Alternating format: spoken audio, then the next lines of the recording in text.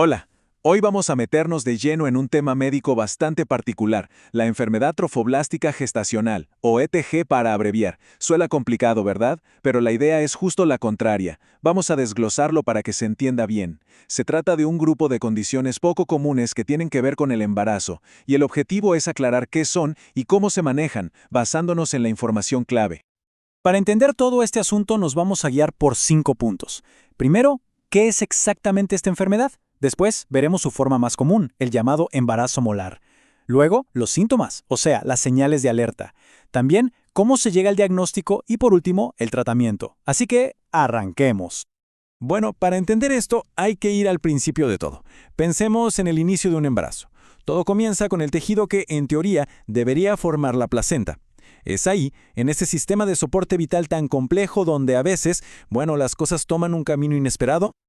A ver, ¿qué es exactamente? Para ponerlo fácil, la ETG es básicamente el resultado de un error de fábrica justo en el momento de la fertilización. Es como si el manual de instrucciones genéticas, el ADN, viniera con un fallo. Quizás le faltan páginas o tiene otras duplicadas. Y por ese error, el cuerpo, en lugar de formar un embrión viable, empieza a crear un tejido de placenta anormal. Ahora, miremos los números. Fíjense, la gran mayoría de los casos, un 80%, son lo que se conoce como mola hidatiforme.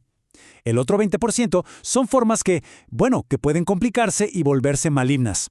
Así que, como es lo más común por lejos, vamos a enfocarnos en la mola hidatiforme para entender bien de qué va todo esto.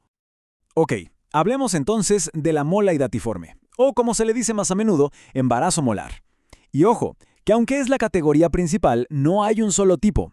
En realidad, se divide en dos, y la diferencia entre ambas está en la genética. Aquí está la clave. Por un lado tenemos la mola completa. En este caso lo que suele pasar es que un óvulo que por alguna razón no tiene material genético es fecundado. El resultado es que solo crece tejido de placenta, pero no hay feto. Cero. Por otro lado, en la mola parcial, la cosa es distinta. Ahí un óvulo normal es fecundado por 2 espermatozoides a la vez. Esto crea un feto, sí, pero con una carga genética que lamentablemente no es viable, y por supuesto también está ese tejido placentario anormal. A ver, aunque esto no es algo que pase todos los días, sí se han identificado algunos factores que aumentan el riesgo. Por ejemplo, la edad de la madre, tanto si es muy joven, menor de 20, como mayor de 35. Y un dato súper importante, si ya se ha tenido un embarazo molar, la probabilidad de que vuelva a ocurrir aumenta bastante. Por eso el seguimiento médico es tan crucial. Muy bien, ¿y cómo se da cuenta una persona de que algo así podría estar pasando? Hablemos de los síntomas. Y aquí hay un punto clave. Muchos de estos síntomas se parecen un montón a los de un aborto espontáneo o a otras complicaciones del embarazo. Por eso, a veces, al principio, es difícil sospechar.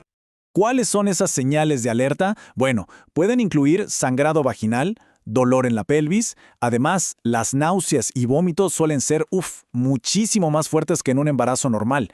Pero quizá el síntoma más característico, aunque no siempre se presenta, es la expulsión de unas pequeñas bolsitas, unas vesículas que tienen una apariencia muy particular. Se describen como un racimo de uvas. Y aquí tenemos una de las pistas más importantes para los médicos. Durante la revisión, si el útero se siente mucho más grande de lo que debería ser para el tiempo de gestación, esa es una bandera roja enorme. Es una señal de alerta que hace pensar inmediatamente en la posibilidad de una mola. Ok, entonces tenemos los síntomas, tenemos las sospechas. ¿Cómo se confirma todo esto?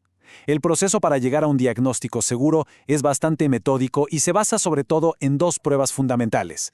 La primera gran pista, y es gigante, está en un análisis de sangre. Se mide la famosa hormona del embarazo, la beta-HCG.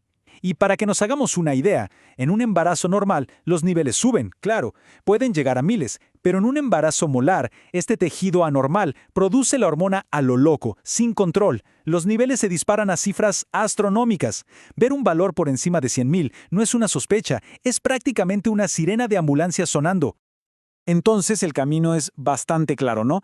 Paso 1, el análisis de sangre para medir esa hormona, la BHCG. Si los resultados están por las nubes, el paso 2 es inmediato y súper necesario, una ecografía pélvica. Hay que ver qué está pasando allá adentro. Y la ecografía es clave, porque las imágenes son súper reveladoras y distintas.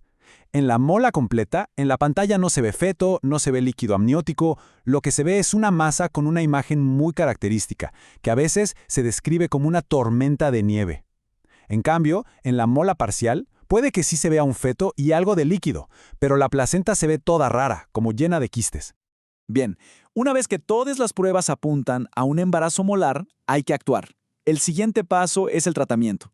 Y este procedimiento tiene un doble objetivo. Por un lado, soluciona el problema. Y por otro, es la pieza final del rompecabezas para confirmar el diagnóstico al 100%. El tratamiento estándar es un procedimiento que se llama legrado por aspiración. Básicamente se usa para evacuar todo ese tejido anormal del útero. Y aquí hay un detalle muy importante. Este tejido tiene muchísimos vasos sanguíneos. Está muy vascularizado. ¿Qué significa eso? Que hay un riesgo alto de sangrado, por lo que todo el procedimiento tiene que hacerse con muchísimo cuidado. Y con esto llegamos al punto definitivo, el que no deja lugar a dudas. Miren, los análisis de sangre y las ecografías dan una sospecha muy alta, pero la confirmación absoluta, la certeza total, llega después del tratamiento. Todo ese tejido que se extrae se manda a analizar. Un patólogo lo mira en el microscopio y ese estudio, el estudio histológico, es el que pone el sello final, el diagnóstico irrefutable. A ver, para resumir y que queden las ideas claras. 1. La ETG nace de un error genético en la fertilización que afecta a la placenta. 2. La forma más común por lejos es el embarazo molar. 3. Se sospecha con niveles de hormona BHCG altísimos y se confirma visualmente con una ecografía. Y 4. Lo más importante, el diagnóstico final y definitivo solo se tiene después de analizar el tejido. Así de claro. Y para cerrar, esto nos deja pensando, ¿no? Aunque es una condición rara y sin duda muy difícil, estudiarla nos abre una puerta para entender lo increíblemente compleja y delicada que es la biología del embarazo en sus primerísimas etapas. Nos muestra todo lo que tiene que salir perfecto. Y nos deja con la pregunta, ¿qué otros secretos sobre el inicio de la vida nos quedan por descubrir? Es algo para reflexionar.